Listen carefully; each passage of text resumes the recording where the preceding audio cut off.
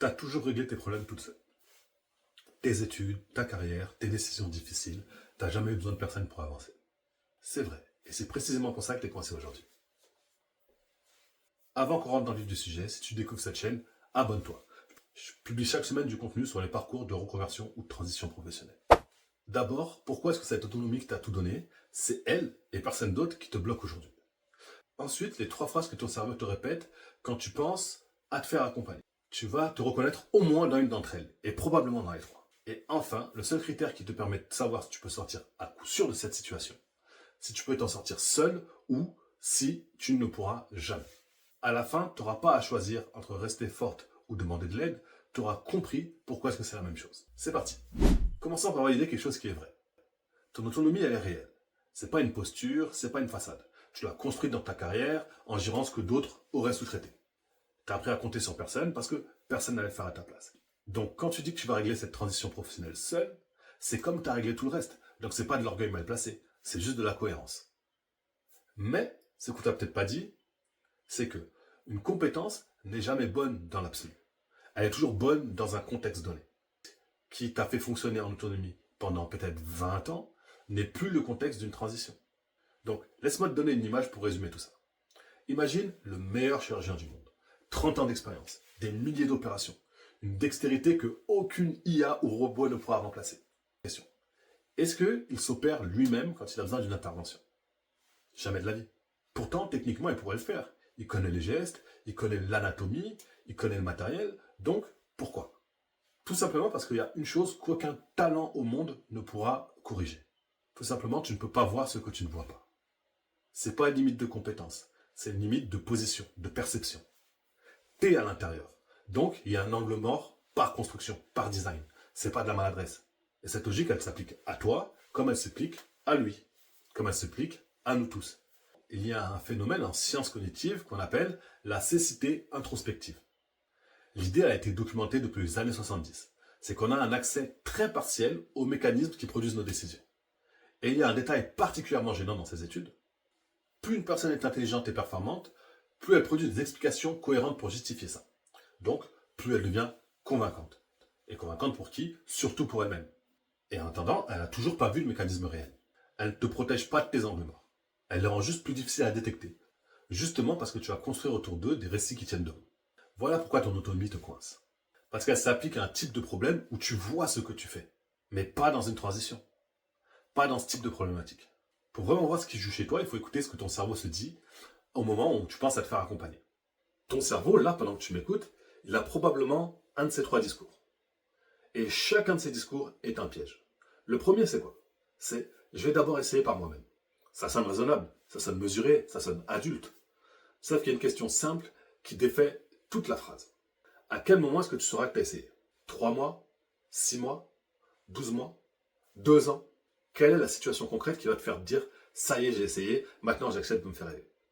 Si tu n'as pas encore de réponse précise à ça, c'est peut-être que tu en es encore au stade « bon, j'en suis pas encore là, moi je vais déjà simplement essayer ».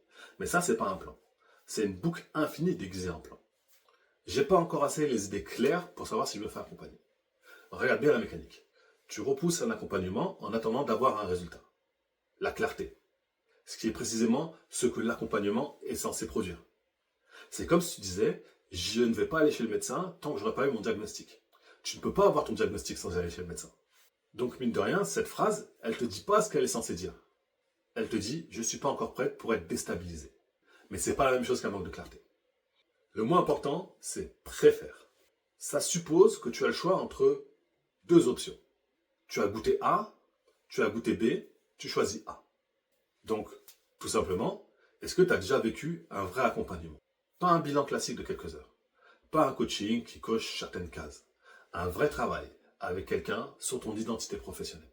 Sur ce qui te bloque depuis des années. Si la réponse c'est non, alors tu ne préfères pas. Probablement tu évites. Peut-être tu justifies l'évitement comme une préférence, parce que c'est plus confortable. Tu vois le mécanisme? Et encore une fois, c'est compréhensible. C'est pas tout le monde qui a envie de se faire déstabiliser. Donc, 3 phrases, une mécanique commune. Et toutes, elles t'évitent justement d'être déstabilisé, ce qui est légitime. Mais malheureusement, elles te mentent sur ce qu'elles font réellement. Maintenant, ça ne veut pas dire que tu vas te faire accompagner toute ta vie. C'est là que la vraie question elle apparaît. Et tu vas comprendre comment est-ce qu'on fait la différence. Il y a un seul critère. Toute situation qui demande d'avoir ses propres angles morts ne peut pas être résolue seule, par principe, par structure, par design. Tu ne peux pas voir ce que tu ne vois pas. C'est la définition d'un angle mort. Revenons au chirurgien. Il sait opérer, il connaît les gestes mieux que personne, mais il ne peut pas se voir l'intérieur du dos. Parce que je te répète, ce n'est pas un problème de talent, c'est un problème de perception, de position, de point de vue. Regarde maintenant ce que ça donne appliqué à la transition.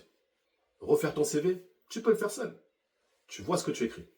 Préparer un entretien, tu peux le faire seul. Tu vois ce que tu prépares. Étudier un marché, tu peux. Tu vois ce que tu étudies, tu vois ce que tu lis. Mais comprendre pourquoi ce que tu as construit sur 15 ou 20 ans, sur une vie professionnelle, ne te ressemble plus sans que tu t'en sois rendu compte. C'est pas que tu n'es pas assez intelligente. C'est parce que tu es à l'intérieur. Donc, décider de la suite sans reproduire le même schéma, celui-là même qui t'a mené là où est-ce que tu en es, sans savoir quel est ce schéma, eh ben c'est pas possible. Tu vois le problème? Tout ce qui est de l'ordre de l'exécution, tu peux le faire seul, tu en es parfaitement capable. Voir ce que tu ne vois pas sur toi, tu ne peux pas. Là où se joue une transition. Donc, si ce que tu viens d'entendre te parle, la suite logique, elle est très simple. Tu peux prendre un rendez-vous avec moi de 45 minutes. On va prendre le temps de se poser sur ta situation pour comprendre ce qui se joue pour toi et qu'est-ce qui va être possible de faire.